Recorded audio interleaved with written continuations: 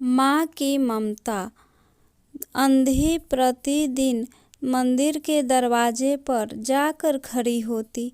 दर्शन करने वाले बाहर निकलते तो वो अपना हाथ फैला देती और नम्रता से कहती, बाबूजी, अंधे पर दया हो जाए।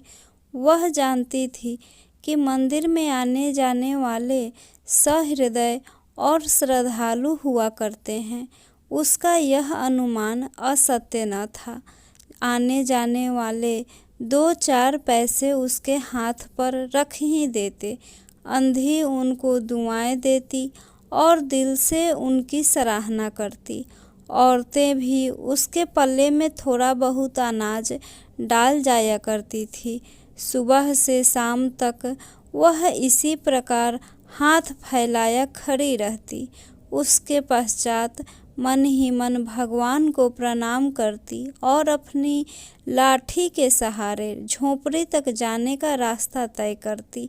उसकी झोपड़ी नगर से बाहर थी। रास्ते में भी याचना करती जाती, किंतु राहगीरों में अधिक संख्या श्वेत वस्त्र वालों की होती, जो पैसे देने की अपेक्षा झिड़कियाँ दिया करते हैं। तब भी अंधी निराश न होती और उसकी याचना बराबर जारी रहती। झोपड़ी तक पहुँचते पहुँचते उसे 2-4 पैसे और मिल जाते। झोपड़ी के समीप पहुँचते ही एक 10 वर्ष का लड़का उछलता कूदता आया और उससे चिपट गया। अंधी टटोल कर उसके माथों को चूमती। बच्चा कौन है, किसका है, कहाँ से आया है, इस बात से कोई परिचय नहीं था। 5 वर्ष हुए। आस पड़ोस वालों ने उसे अकेला देखा था। इन्हीं दिनों एक दिन संध्या के समय लोगों ने उसकी गोद में एक बच्चा देखा। वह रो रहा था।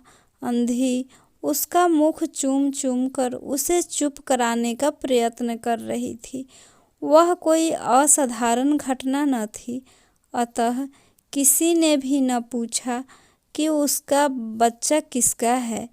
उसी दिन से यह बच्चा अंधी के पास था और प्रसन्न था। उसको वह अपने से अच्छा खिलाती और पहनाती। अंधी ने अपनी झोपड़ी में एक हांडी गाड़ रखी थी। संध्या समय जो कुछ मांग कर लाती उसमें डाल देती और उसे किसी वस्तु से ढक देती, इसलिए कि दूसरे व्यक्तियों की दृष्टि उस पर ना पड़े। खाने के लिए उनको काफ़ी मिल जाता था। उससे काम चल जाता। पहले बच्चे को पेट भर कर खिलाती, फिर स्वयं खाती। रात को बच्चों को अपने वक्ष से लगाकर वहीं पर सो जाती। प्रातःकाल उठते ही उसको खिला पिलाकर फिर मंदिर के द्वार पर जाकर खड़ी हो जाती। काशी में सेठ बनारसी दास बहुत प्रसिद्ध व्यक्ति हैं। बच्चा बच्चा उनकी कोठी से परिचित है। बहुत बड़े देशभक्त और धर्मात्मा हैं। धर्म में उनकी बड़ी रुचि है। दिन के 12 बजे तक सेठ स्नान ध्यान में संलग्न रहते। कोठी पर हर समय भीड़ लगी रहती। कर्ज के इच्छुक तो आते ही थे, परंतु ऐसे व्यक्तियों का भी तांता लगा रहता जो अपनी पूंजी सेठ जी के पास धरोहर के रूप में रखने आते थे। सैकड़ों भिखारी अपनी जमा पूंजी इन्हीं सेठ जी के पास जमा कर जाते। अंधी को भी यह बात ज्ञात थी, किंतु पता नहीं अब तक वह अपनी कमाई यहाँ जमा करने में क्यों हिचकिचाती रही। उसके पास काफ़ी रुपए हो गए थे। हांडी लगभग पूरी भर गई थी। उसको संकट थी कि कोई चुरा न ले। एक दिन संध्या समय अंधी ने वह हांडी उखाड़ी और अपने फटे हुए आंचल में छुपाकर सेठ जी की कोठी पर पहुंची। सेठ जी बही खाते के पृष्ठ उलट पलट रहे थे। उन्होंने पूछा, क्या है बुढ़िया? अंधी बूढ़ी ने हांडी उनके आगे सरका दी और डरते डरते कहा, सेठ जी इसे अपने पास जमा कर लो, मैं अंधी अपाहिज कहाँ रखती फिरूंगी। सेठ जी ने हांडी की ओर देखकर कहा, इसमें क्या है। अंधी ने उत्तर दिया, भीख मांगकर अपने बच्चों के लिए 2-4 पैसे संग्रह किए हैं, अपने पास रखते डरती हूँ, कृपया इन्हें आप अपनी कोठी में रख ले। सेठ जी ने मुनीम की ओर संकेत करते हुए कहा, बही में जमा कर लो। फिर बुढ़िया से पूछा, तेरा नाम क्या है रे। अंधी बुढ़ी ने अपना नाम बताया। मुनीम जी ने नकदी गिनकर उसके नाम से जमा कर ली और वह सेठ जी को आशीर्वाद देती हुई अपनी झोपड़ी की राह चली गई। 2 वर्ष बहुत सुख के साथ बीते। इसके बाद एक दिन लड़के को बुखार ने दबोचा। अंधी ने दवा दारू की, झाड़ फूंक से भी काम लिया, टोने टोटके की परीक्षा की, परंतु संपूर्ण प्रयत्न व्यर्थ सिद्ध हुए। लड़के की दशा दिन पर दिन बुरी होती गई। अंधी का हृदय टूट गया। साहस ने जवाब दे दिया, निराश हो गई। परंतु फिर ध्यान आया कि संभवतः डॉक्टर के इलाज से फायदा हो जाए। इस विचार के आते ही वह गिरती पड़ती सेठ जी की कोठी पर आ पहुंची।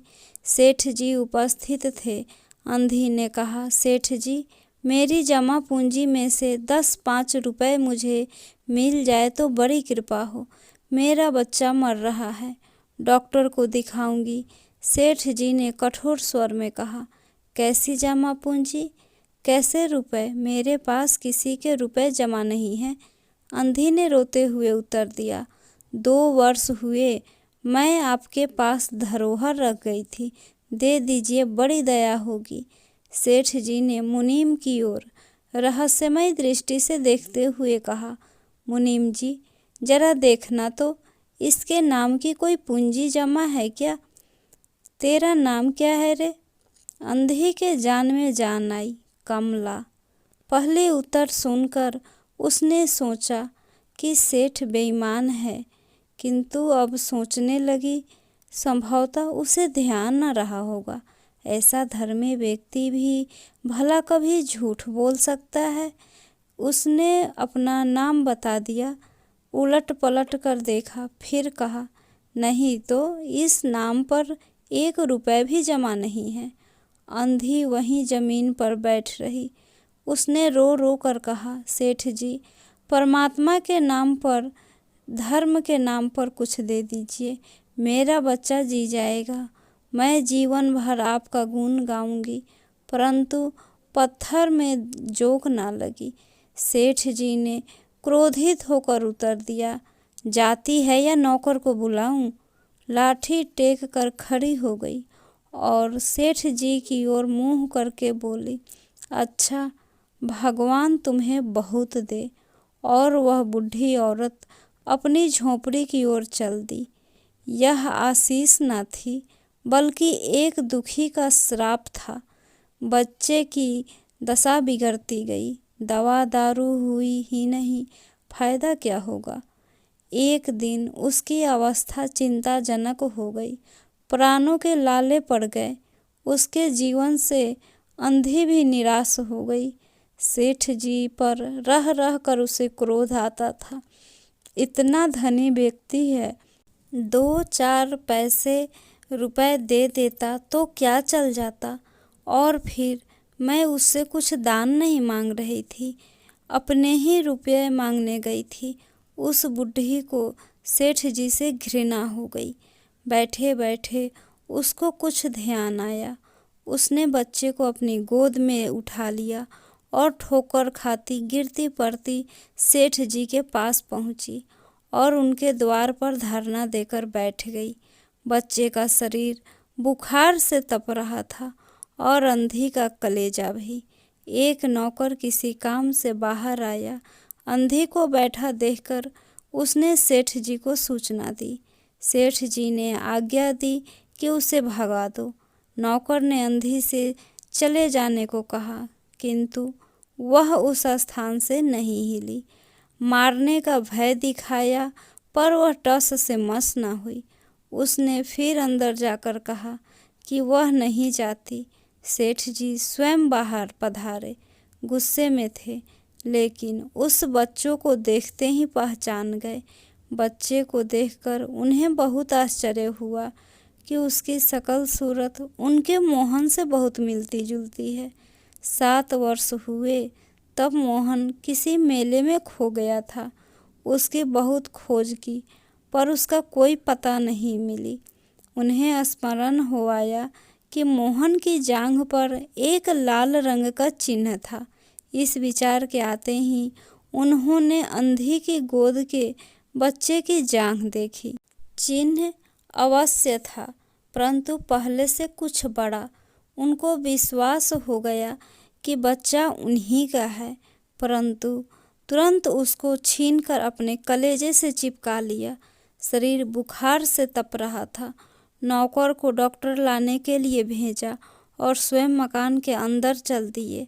अंधी खड़ी हो गई और चिल्लाने लगी, मेरे बच्चे को ना ले जाओ, मेरे रुपए तो हजम कर गए, अब क्या मेरा बच्चा भी मुझसे छीनोगे।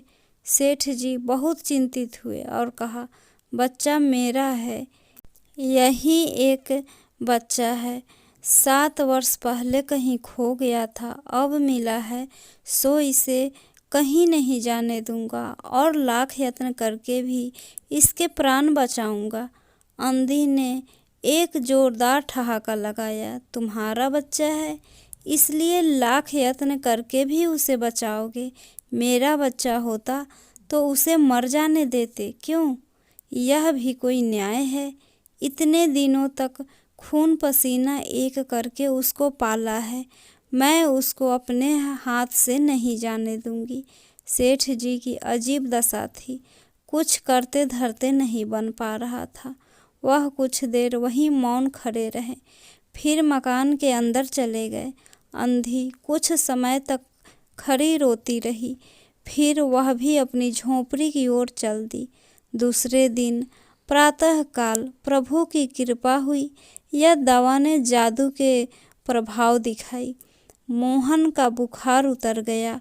होश आने पर उसने आँख खोली तो सर्वप्रथम शब्द उसकी जबान से निकला, माँ।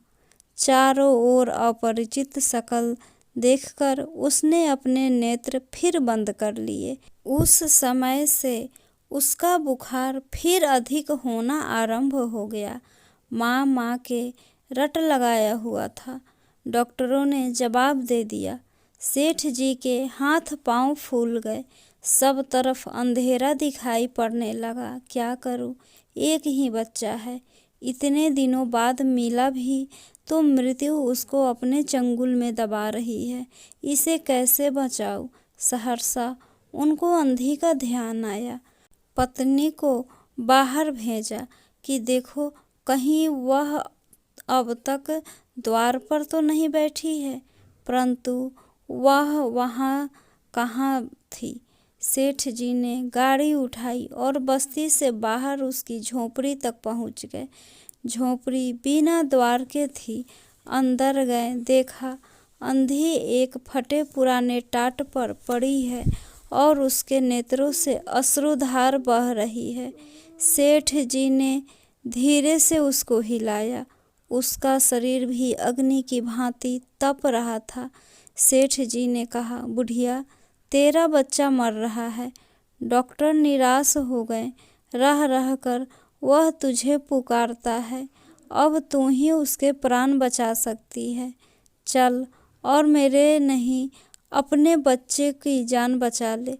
अंधी ने उत्तर दिया, मरता है तो मरने दो, मैं भी मर रही हूँ।